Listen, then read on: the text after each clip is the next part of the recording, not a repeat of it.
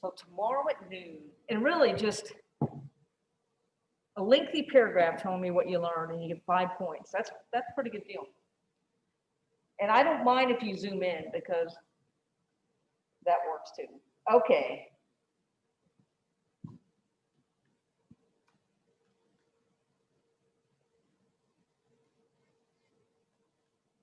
So this particular chapter, okay, now my thing's not working.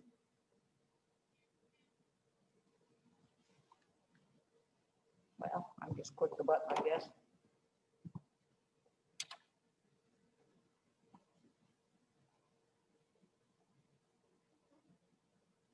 You know, these learning objectives are nice if they put these on there, but I'm not going to scroll through those for you. I think you could figure those out. I might pick out 1 or 2 important ones though, okay? The fourth estate, who can tell me what that term means? We may or may not have talked about it already when we talked about the news media. Believe it or not, it's not a commonly known term, unless you're a journalist. The founders of our nation put 3 branches, co-equal branches, so the executive, legislative, and judicial branches are equal. One's not above the other. And they're supposed to have checks and balances. So in theory, the president can't do anything too insane. And in theory, the courts can't do anything too insane. And in theory, Congress can't do anything too insane because they check each other. And I shouldn't use the word insane. I don't mean that. But the idea is that nobody can get too, you know, out of control with power because the other branches will keep them in check.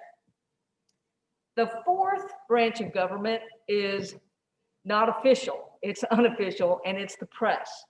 And the press is often referred to as the fourth estate because they keep the other 3 branches of government in check, at least in theory. So that's an important concept. Agenda setting, I think, is really important because the press have always had kind of a role in telling us what to think about. The press can't tell us what to think. We're too smart for that. So it's pretty rare that you'll watch, you know, Bill O'Reilly or Chris Wallace or Joe Scarborough or Savannah Guthrie or any, you know, name a news person. And they say something and you automatically think the exact same thing. We're really too bright for that. So they can't control our minds, but they do often control what we think about. And so they put what's on the news. And so even though with the internet and cable and more options, there's still limited capacity of what they can share. If there's 1,000 news stories out there, they may be only going to be able to report on 10 today. And so the point is they have to choose which ones not to report. And that's where the real power comes in, is when the fourth estate has its agenda setting and it tells you not what to think, but what topic to think about. And conversely, we don't even know it, what topics they never bring up. Talk a little bit about politics, because politics is all over cable news, right? Fox, MSNBC. Of course, that doesn't mean the mainstream media are necessarily all objective, but politics and cable is big. And the other concepts we'll kind of get to.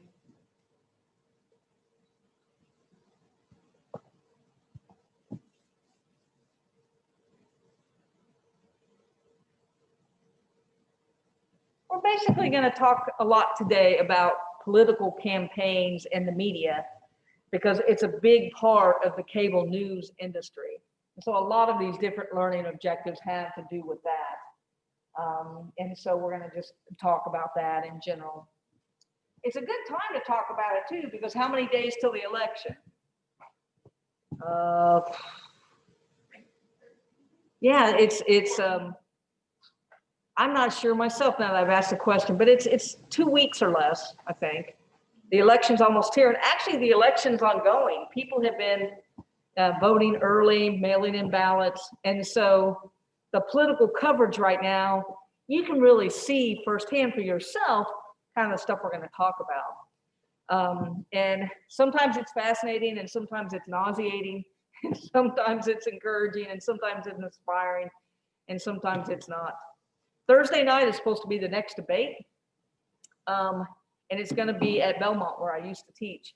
And it's going to be interesting to see if they still have it. I'm not saying they won't, but we'll see. So one of the things that this chapter talks a lot about, and these PowerPoints are on your Moodle page, is how television and elections are kind of governed by the mass media, news corporations. You still have the traditional networks, ABC, CBS, and NBC, but now you also have CNN and MSNBC and Fox News and PBS, and I'm leaving a bunch out. But the cable stations, a lot of them are kind of politically affiliated. And so that's kind of interesting. It reminds me of at the beginning of the nation, when we only had newspapers, and back when the founders created the country, Washington and Adams wanted a centralized government, and Jefferson and others wanted a more libertarian government. And there was a big fight over states' rights and federal rights. And those two sides had their own newspapers that were basically paid to attack the other. It was called the party press era. And in the 20th century, journalism went towards objectivity. But I almost feel like sometimes in cable news today, we're back to the party press. Just it's broadcast instead of print. What do you guys think about that? Is it obvious to you that there are partisanship among the cable news? And do you watch them? Which ones do you watch? Which ones do you not watch? There's just been like some in the past, like if they say something bad about like this president, then like they're gonna attack. They do something good, and like they're gonna like that, but the other one's gonna attack. It just like it's kind of known that like certain platforms now stand for like certain parties. Mm-hmm. I think that's becoming like more known. Maybe like. Yeah, I mean, MSNBC, I don't remember when they did it, to be honest. Maybe when Obama was running. But MSNBC used to say, we're objective. And then finally they said, we're not. And they actually came out and they said, we are liberal. And so I think that most people associate Fox News with conservatism. I think that's a fair, whether or not Fox says they're conservative, I think they know they are. That was the niche in the market that was missing. A lot of conservatives felt like the mainstream news did not represent them. Yeah. So, like the party or like the kind of things they lean towards, is that like the influence from like their boss, like the owner, or is it from like the workers, like themselves, like the like broadcasters like that? Well, the way that today is different than the party press is literally the party of Washington and Jefferson paid for the newspapers. So the Republican Party doesn't pay for Fox, and the Democratic Party doesn't pay for MSNBC. So that's a difference, but they are very much associated, kind of going away from the objective notion of news. And ABC, CBS, NBC, and CNN would all tell you that they are objective, that they're not associated. And some of them do a better job at it than not. But definitely the cable TV stations, I think, the biggest thing I think is if you are, just own it. Tell people what you are. Because obviously Fox has been very popular, and MSNBC is very popular.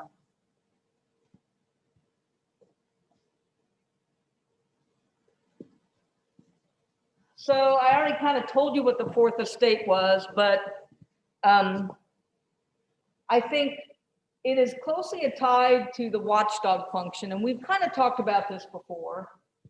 But journalists are not supposed to be lapdogs. Lapdogs are dogs that jump up in your lap and they maybe lick your face and they're really close and friendly to you. And an attack dog is one that you avoid, that you put on a leash, that you don't go anywhere near. But journalists aren't supposed to be attack dogs or lapdogs. They're supposed to be watchdogs. That makes them a little more objective. So they're watching government. And if government steps out of line, they report about it so that the American people can know. And that's their role as the fourth unofficial branch of government, is to keep us informed of what's going on. Now, the watchdog function can come into play or can sometimes be threatened by the government when you're dealing with broadcast. For instance, have any of you guys seen the movie The Post? Oh, that's a good movie. I wish we had time to watch it in class. That's a movie about the Washington Post when it had to decide whether or not to run the Pentagon Papers during the Vietnam War. And the thing about broadcast is broadcast stations have to get licensed from the government in order to function. And there was a hint that they might lose their licenses if they printed that information in the paper. So the fact that the government gives broadcast stations their licenses sometimes can put the watchdog role in jeopardy. There are print regulations, but there's less of them. Actually, the print media is not that regulated compared to broadcast. But during the 1970s, the Nixon White House did get an injunction to stop the New York Times from publishing the Pentagon Papers and also the Washington Post. The case went to the Supreme Court, and the court came down on the side of the journalists, and they got to run it. But sometimes government will try to strong arm the press. And so it doesn't happen too often, but it can. And so we're glad there's a watchdog there. The internet is kind of the Wild West, isn't it, in terms of what can be printed out there. But more and more efforts are made to try to clean up things that are factually wrong. The election and the whole notion that maybe Russia was manipulating us or other people manipulating us all the time. So there have been efforts to kind of just monitor that. Facebook has been kind of called a little bit to account for trying to police that a little bit, if you will. That's a hard thing to do because these are anyone who's trying to manipulate us for a variety of different reasons. They're professional at it, and they're pretty good.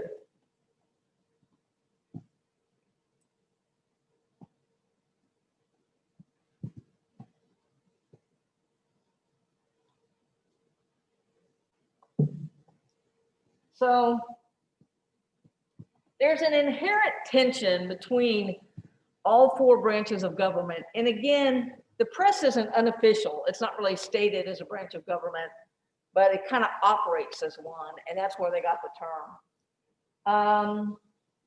The media can set an agenda about what to think about, and ever since cable news has entered the page or the picture, it's been different. It's changed the definition of news. I remember when Ted Turner said he was going to create CNN, and he was going to have a TV station devoted to 24/7 news. Everybody laughed at him. Nobody thought it would work except Ted Turner. And then once it did work, he got a bunch of imitators, a bunch of other cable news stations. And one of the problems is if you have to be on 24/7, you have to have something to fill the airwaves. And so if there's not a lot of news going on, sometimes they'll put things on that they might not otherwise. If in the old days when you just had news at 5 and 10 and noon. And so some things get exaggerated as having national importance because they got to fill the airwaves. What do you guys know about Watergate? What? A little bit. Well, I know that yeah. there was like there was some network had been involved or something like that. Yeah, Watergate is the name of the hotel where the Democratic National Committee had its headquarters. They had like an office there that they were renting space. And 5 guys broke in and they were trying to bug the office. The 5 guys, turns out they worked for President Nixon's reelection campaign, and they got caught. And they were trying to spy on the Democrats just to get an advantage in the campaign. That's what they were up to. They weren't trying to hurt somebody physically, but they were trying to plant a bug. What is often not known is that they had already planted a bug in that office, but when they got back, it didn't work. And so they had to go back another time. And the second time they went back, they got caught. And it took a long time for the reporters to figure out that those burglars worked for the committee to reelect, and that there's no evidence today that exists that says Nixon sent them, but people who worked for Nixon's campaign sent them. And then Nixon got in trouble because part of what he did was he paid the burglars hush money to keep quiet. And so Nixon really got drummed out of office for obstruction of justice and trying to keep people from finding out what really happened. Now, there were other things that happened in the campaign. He did a lot of clandestine things, but Watergate was one of the earliest examples of a true abuse of power by a president who then later had to resign. They impeached him and he was going to be kicked out of office. So instead of being kicked out, he resigned. Excuse me. He's the first American president in history to have left office through resignation. There have been a variety of sex scandals with a lot of different presidents and other officials. People can decide if those matter or not. When John F. Kennedy was president, the press knew he was having affairs and they didn't report it. There was an understanding that they reported things that had direct application to his office, but they did not report things that were maybe a personal indiscretion. Now, you fast forward to several presidents. I mean, the most recent one that we know a lot about was Mr. Clinton's affairs with Monica Lewinsky and other people. I don't know if there are more recent ones than that I can recall, but there have been a lot of scandals. And today it's kind of like ever since Watergate, the gloves are off, they report anything. So the whole notion that you could have a personal indiscretion, which actually Watergate was not just personal, but now the press kind of sees if you're president or a high public official, you're fair game. And I'm just curious, what do you guys think about that? Do you think they had it right in the 60s with Kennedy? They have it right today, or is it somewhere in between? What do you think? I like the full-fledged, like, reporting on what they're doing. Okay. And can I ask why? I just think it's better to know the truth than what they want us to see. Okay. It gets kind of frustrating when, like, oh, you think like this thing is amazing, and then it just turns out to be totally horrible, but you don't know until it's too late. Okay. So I think kind of revealing or like reporting on them, like in like these semi-personal like aspects of their life, just kind of proves like what kind of person they are and like what we should be thinking about them. Like even it could be biased, but we could still form our own opinions because we know what's given to us. Okay. Anybody else? I agree with you, by the way. For a couple of reasons. One, the press just loved Kennedy. He was charming, and he charmed them. And if you watch any film or tape of his press conferences, he just kind of charmed them into falling asleep a little bit. And one of his mistresses was a woman who was also a mistress of a mafia person. And so I just think that if the president, and I'm not trying to be disrespectful to anybody, if the president is having an affair with somebody that a mafia person's having an affair with, what is she telling the, mafia boss? Or is that any kind of security? Or, and so I think that perhaps some of the stuff, I don't think there's evidence that Kennedy actually did anything wrong to the country as a result. But, maybe people do have a right to know these things. And at least people today know that that's part of it, that your public life, your private life is going to be made public. Because let the people decide if that doesn't matter or not. Don't let the reporters decide if it's important or not. When accuracy isn't truth. Oh my goodness. So reporting is about truthfulness. You're seeking truth, but you don't always get truth in one story because sometimes truth is really a big thing. So you might write 4 or 5 stories on a given topic. It took 2 years to uncover the truth of Watergate. It's not like Woodward and Bernstein wrote one story. They wrote a series of stories over a period of time where they discovered things that people were trying to keep hidden. So you want to be accurate, but being accurate isn't necessarily truthful. Truthful is actually a little bigger than accurate. I'll give you an example. I don't think I've shared this story. Did I tell you guys a story about when I was part of a group that interviewed President Clinton? I don't want to repeat my stories. Okay, back a long time ago, I was a reporter and I covered George, the father, Bush, and Bill Clinton's presidencies, part of each. And Bill Clinton invited about a dozen to 15 religion reporters to the White House for what was kind of like a group interview, and I was a religion reporter. And so we got to go into the Oval Office and we sat around and each of us got to ask one question. And Arthur Jones, a reporter from Catholic News Service, started off the question, and I've never forgotten it. And he said, this is before we knew that the president was having an affair with Monica Lewinsky. He said, Mr. President, given your past problems with women, what makes you think you have the moral authority to lead this country? And it was very pointed, and it was a good reporter question, but it was in his face and it was there. I think Mr. Clinton thought it was going to be like a softball session with a bunch of religion reporters. To his credit as a politician, he didn't miss a beat. He started quoting scripture, and he said, I've come to realize that I can't control my reputation. I can only control my character. And he said, my enemies are out to assassinate my reputation, and I can't control that.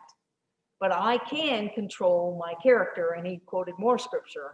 And it was very inspiring. And he made this big difference between reputation and character, which is actually a very valid point. And then we went around the room and asked more questions. And I didn't see all the stories of the other reporters. But after I filed my story, I did look for theirs just to see what they reported. And the ones that I saw, we all started with the same lead. We wrote it differently. But it was that whole question about president says he's tending to his character. He can't worry about his reputation. Something playing off of that. Well, we accurately reported what he said. He said this. We said he said this. It was accurate. I don't remember how much longer after this incident we found out, if it was a few months, 6 months, afterwards we found out that's when he was having an affair with Monica Lewinsky. And I'm not being judgmental. It's not my business, people who have, affairs, they're not my husband, it's not my business, right? But it does beg the question that if he was having an affair with Monica Lewinsky, was he actually tending to his character? So I use that as an example of something that was accurate, but maybe not truthful. I don't know if you follow me, but and so that's just one example where we said what he said, but it may or may not have actually been the truth. The CNN effect had a huge effect on news coverage of government when it first came out. It was the first, cable news network that was 24/7, and it really changed things. Another things that changed the way government operates was when C-SPAN was introduced.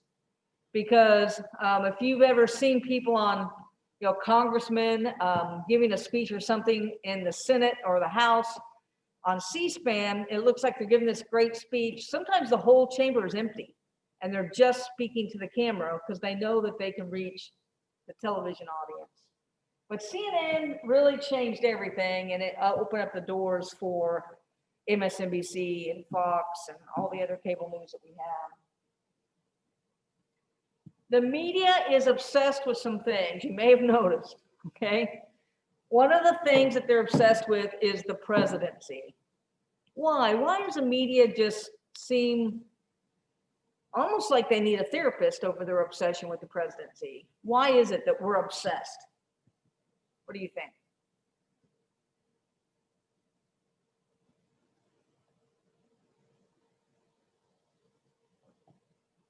Anybody at home want to chime in?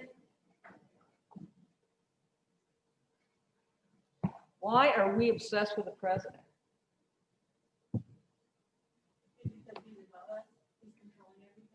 Okay, even though the branches of government are co-equal, we kind of perceive that the president is like a king, although he's not. The founders were very quick to not make our president a king. But he is both our head of state and kind of our head of government. In Britain, for instance, you have the Queen and you have the Prime Minister.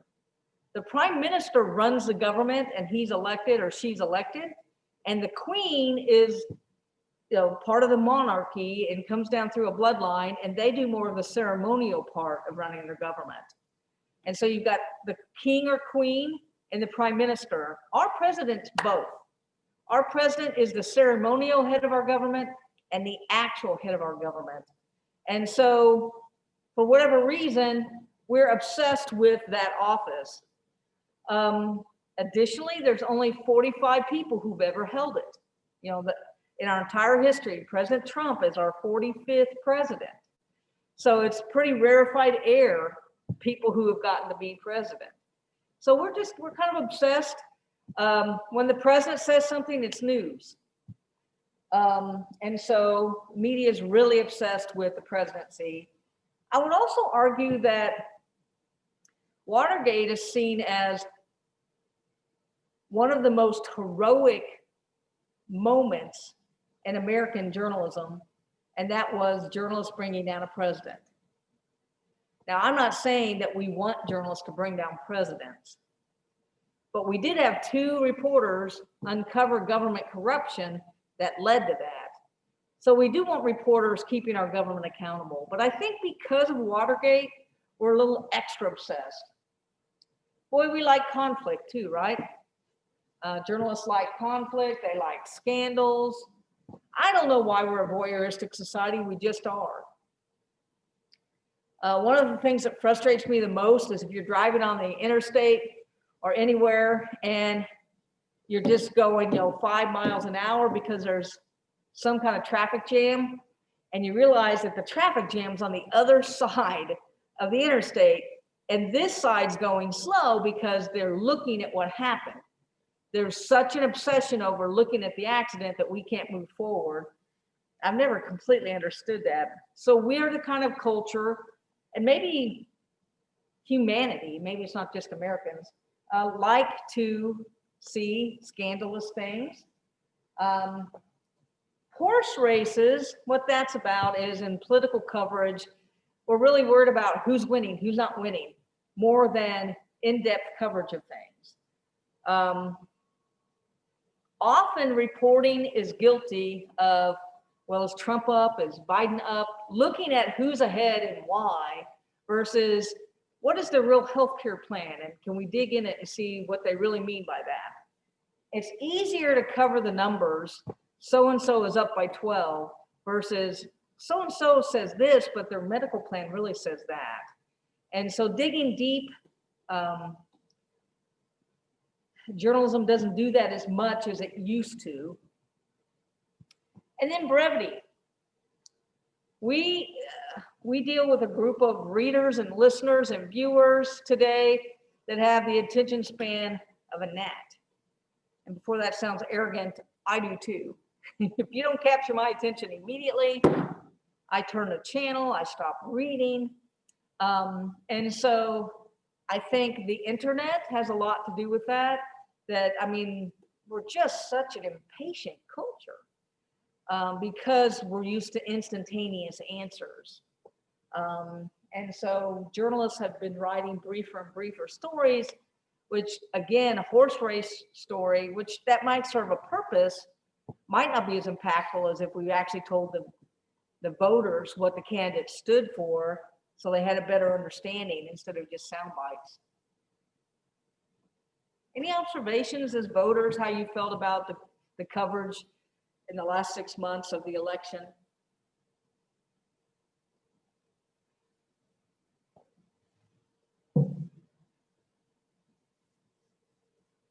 You guys have actually, you don't have to answer that if you don't want to. Yeah. I think it's kind of overwhelming.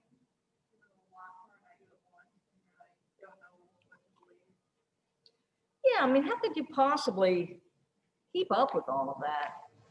There was an interesting thing that happened to me. Maybe it's not that interesting, but I started the story. Okay, so I live in Fruitland or Jackson area, and I actually live across the street from my brother and his family. And my sister-in-law's sister, who's from Missouri, lives in Spain now. But she's still an American citizen and she's from Missouri.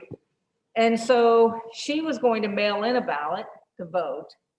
And she had all kinds of questions about, I guess in the state of Missouri, there's several smaller races where there's only Republican candidates and there's no Democrats. And she wanted to vote Democratic. So she's like, how do I do that? And I said, well, there aren't any candidates. I said, if you know somebody, you can write their name in. But I said, you know, you can't check a blank spot, I don't think. So I thought that was kind of interesting. And then she and I were trying to figure out if you check the box, but you didn't write somebody's name in, what does that mean? And so I found myself woefully inadequate to try to talk to her about Missouri politics and how to fill out a ballot, because I often am very guilty of looking at kind of the top of the ticket, a couple big main things, but I don't know about the judges in Missouri and stuff like that. And I should. Shame on me. I'm a college professor, right? And she was a little bit appalled I couldn't help her, I think. So I vowed to maybe get a little more educated myself at more local level.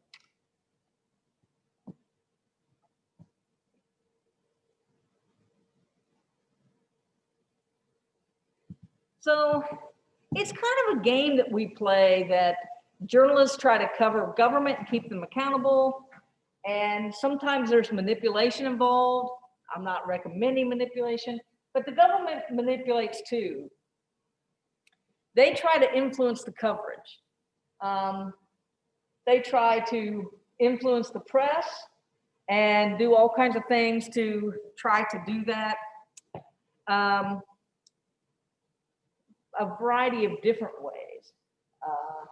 One of the things that they do is sometimes they'll leak something that's kind of a trial balloon to see how people respond. And if people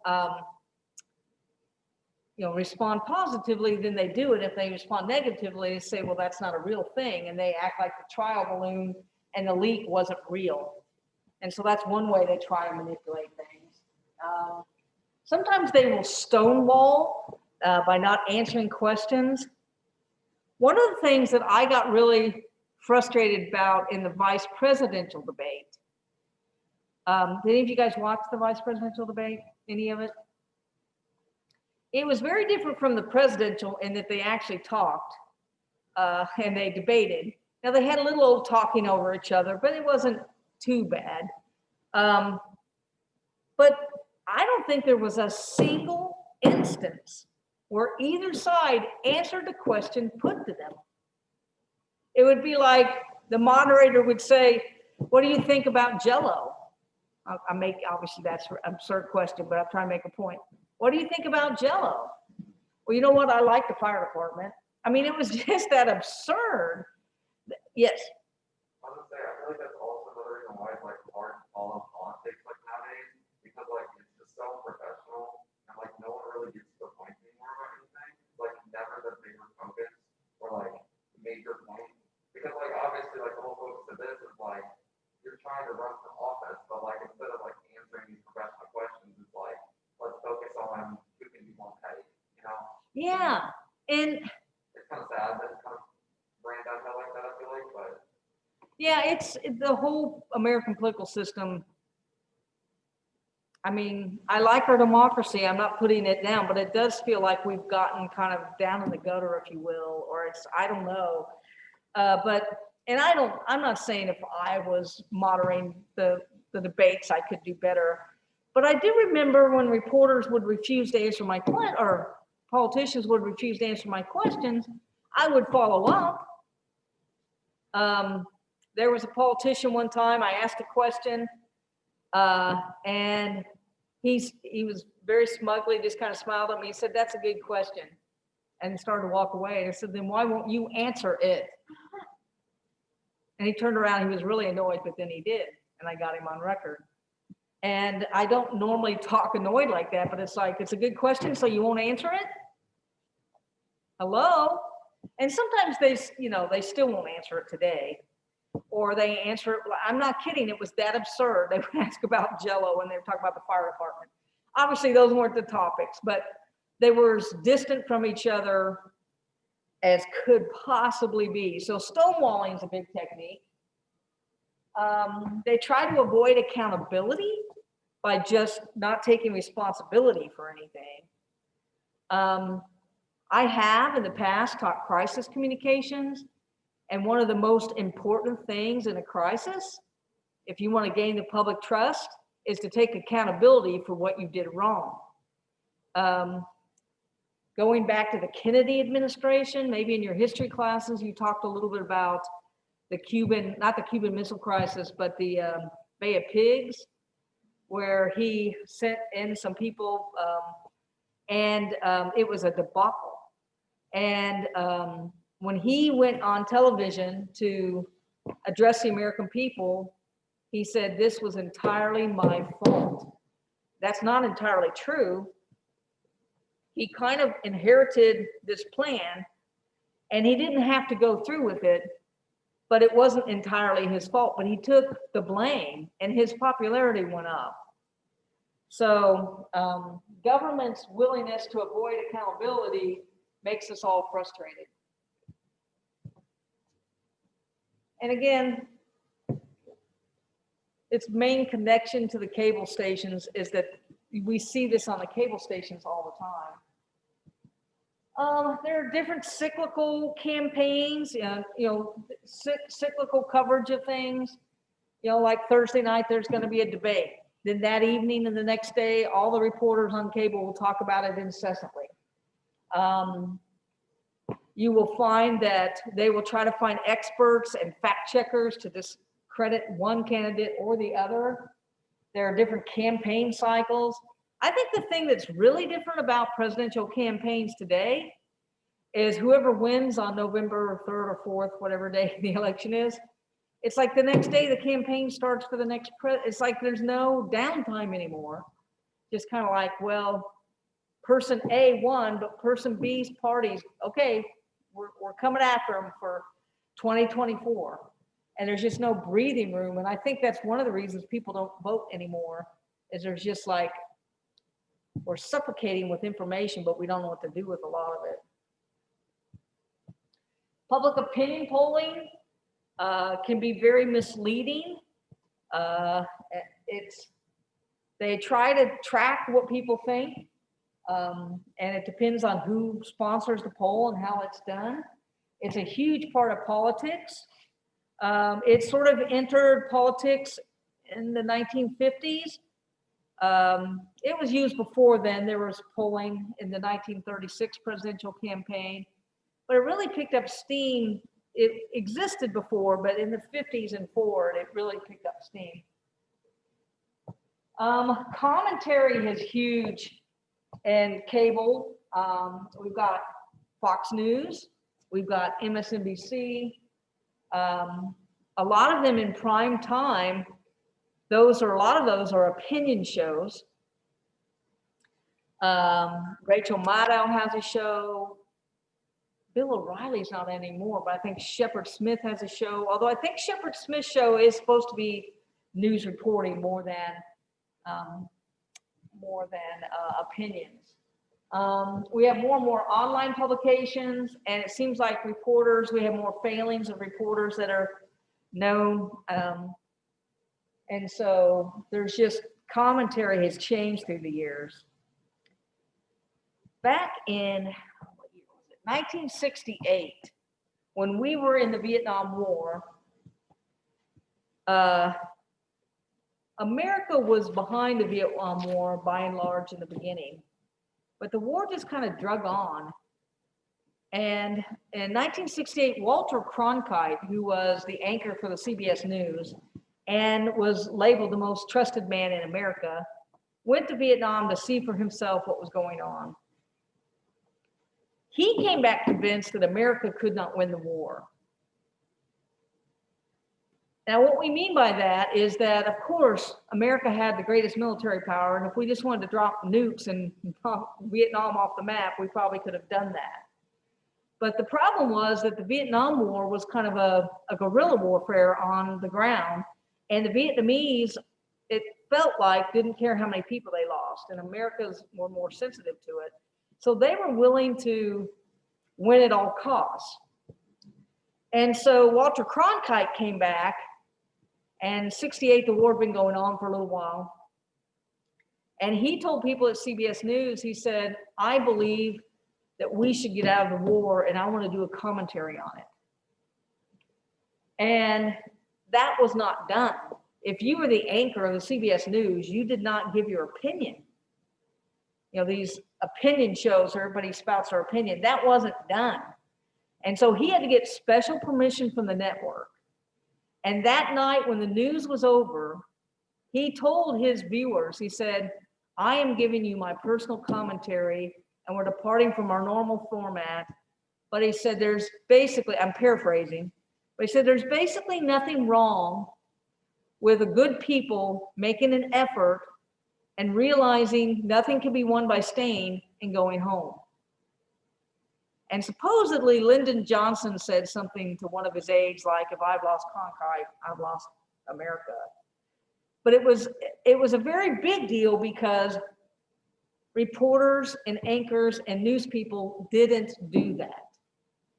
Well, now they do it all the time, right? They have on cable channels, they have political talk shows where they come and they talk about the reporting, but they give their opinions. And now it's almost unusual if they don't give their opinion somewhere. They may not give it while they're reporting, but they'll go on Joe Scarborough's show, or they'll go on Rachel Maddow's show, or they'll go on Fox and Friends or someplace, and they will give their opinion.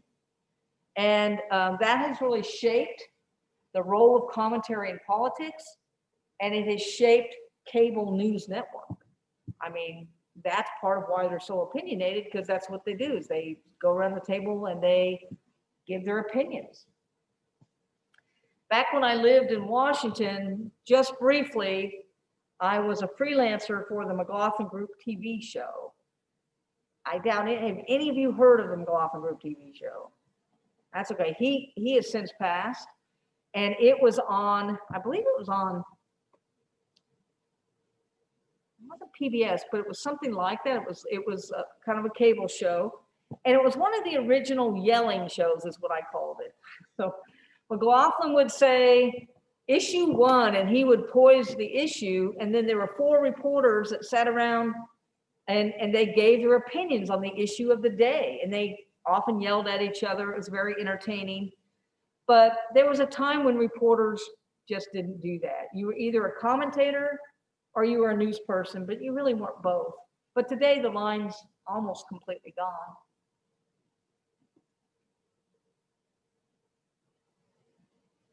And now that I'm a professor and a historian, I give my opinion too. but most of my opinions are from history. I try as best I can not to weigh into politics today, not because I'm cowardly, but because I find that if a student thinks that they disagree with the teacher philosophically, sometimes they think that it can affect the teacher might have it out for them or something. And I would never want a student to ever think, just because you disagreed with me, I would have it out for you. So I try to keep my politics private. But historically, I will give you all kinds of opinions about things that have happened. So, how are we doing time-wise?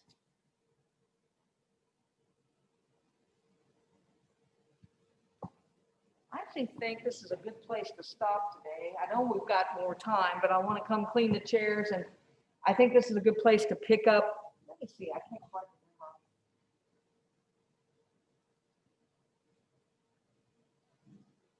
We don't have that many left, but I don't want to rush through this part.